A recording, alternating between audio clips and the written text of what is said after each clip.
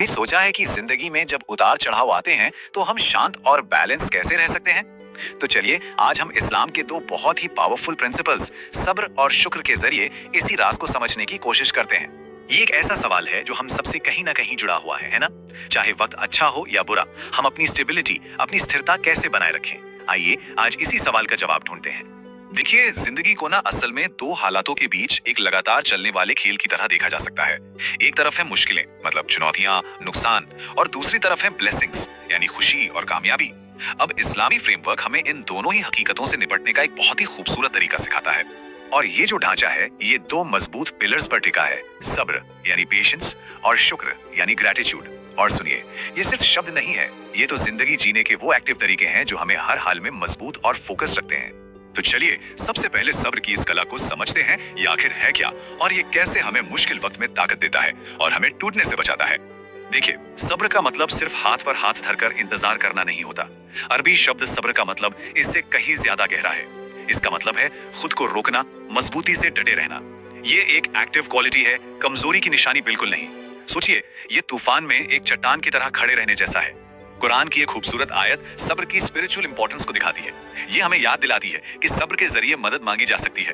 और सबसे जरूरी बात कि मुश्किल वक्त में हम अकेले नहीं होते, अल्लाह सब्र करने वालों के साथ होता है। अच्छा, इस्लामिक जानकार सब्र को 3 डायमेंशंस में देखते हैं, जिससे पता चलता है कि हमारी जिंदगी के हर पहलू से कैसे जुड़ा है। पहला, इबादत में, यानी अपनी डिवोशन में पक्का रहना, भले ही वो मुश्किल लगे। दूसरा, गुनाहों से बचना, मतलब गलत कामों के टेम्पटेशन से खुद को रोकना। और तीसरा, जिंदगी के इम्तिहानों के दौरान उम्मीद ना छोड़ना और ईश्वर पर भरोसा बनाए रखना। तो अब जब हमने सब्र की ताकत को समझ लिया है, तो चलिए अब दूसरे पिलर की तरफ बढ़ते हैं जो इसे पूरी तरह से बैलेंस करता है, और वो है शुक्र यानी ग्रेटिट्यूड की शक्ति। सब्र की तरह ही शुक्र भी सिर्फ एक लफ्ज नहीं है। इसका मतलब सिर्फ थैंक यू कह देना नहीं होता, बल्कि इसका मतलब है ईश्वर की ब्लेसिंग्स को, उसकी नेमतों को दिल से पहचानना, उन्हें एक्नॉलेज करना और उनकी सराहना करना, चाहे वो एक कप गर्म चाय हो या फिर कोई बहुत बड़ी कामयाबी। ये आयत देखिए कितनी पावरफुल है। ये सीधे सीधे बताती है कि शुक्रगुजार होने से, ग्रेटफुल होने से असल में और ज्यादा ब्लेसिंग्स मिलती हैं।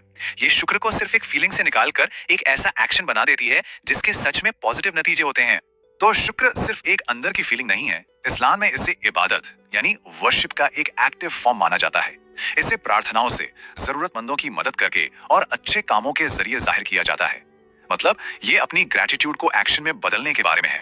तो ठीक है, अब जब हमने इन दोनों पावरफुल कॉन्सेप्ट्स को अलग अलग समझ लिया है, तो आइए अब देखते हैं कि ये दोनों साथ मिलकर कैसे खूबसूरत और कंप्लीट स्पिरिचुअल बैलेंस बनाते हैं। और यकीन मानिए, असली जादू यहीं पर है। पैगंबर मोहम्मद की ये बात इस बैलेंस को कितनी खूबसूरती से समझाती है ना? मतलब एक मोमिन, एक बिलीवर के लिए हर हाल में अच्छाई ही अच्छाई है। जब खुशी मिलती है तो वो शुक्र अदा करता है, जो उसे हम्बल रखता है। और जब कोई मुश्किल आती है तो वो सब्र करता है, जो उसे मजबूत बनाता है। मतलब दोनों ही सूरतों में वो स्पिरिचुअली जीतता है। एक बहुत बड़े इस्लामी स्कॉलर हुए हैं इब्न अल कय्युम।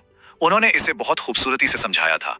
उन्होंने कहा कि एक बिलीवर का ईमान, उसका विश्वास हमेशा इन दो गुणों के बीच रहता है। उन्होंने इसे ऐसे समझाया, जैसे जैसे कोई पंछी सब्र और शुक्र के दो पंखों पर उड़ता है, जो उसे हर हाल में बैलेंस्ड और फोकस्ड रखता है। तो इसे सिंपल तरीके से समझते हैं। मुश्किल वक्त में सब्र हमारी ढाल है, हमारा शील्ड है जो हमें टूटने से बचाता है। और अच्छे वक्त में शुक्र हमें जमीन से जोड़े रखता है, हमें एरोगेंट होने से बचाता है। कितना परफेक्ट सिस्टम है ना? पर सवाल यह है कि आज की इस भागदौड़ भरी जिंदगी में इन सदियों पुराने प्रिंसिपल्स का क्या मतलब है? आइए देखते हैं कि सब्र और शुक्र आज के मॉडर्न चैलेंजेस से निपटने में हमारी मदद कैसे कर सकते हैं।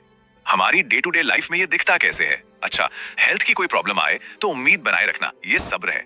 जब कामयाबी मिले तो उसे दूसरों के साथ बांटना और हम्बल रहना, ये शुक्र है। चाहे वो फैमिली रिलेशनशिप्स हो या फाइनेंशियल प्रॉब्लम्स, ये प्रिंसिपल्स हमें एक बहुत ही प्रैक्टिकल रास्ता दिखाते हैं। और जानते हैं, इसके साइकोलॉजिकल बेनिफिट्स भी जबरदस्त हैं। सब्र और शुक्र की प्रैक्टिस हमें सिर्फ स्पिरिचुअली ही नहीं बल्कि मेंटली भी स्ट्रांग बनाती है।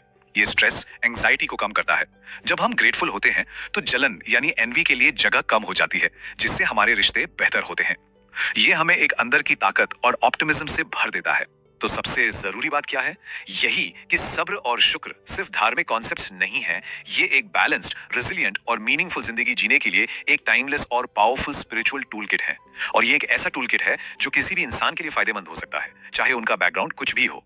तो चलिए इस एक सवाल के साथ इस चर्चा को खत्म करते हैं। जिंदगी के किन लम्हों में हमें सब्र के इस पिलर की जरूरत पड़ती है और किन लम्हों में शुक्र के पिलर की, क्योंकि याद रखिए, असल में बैलेंस ढूंढना ही तो सब कुछ है।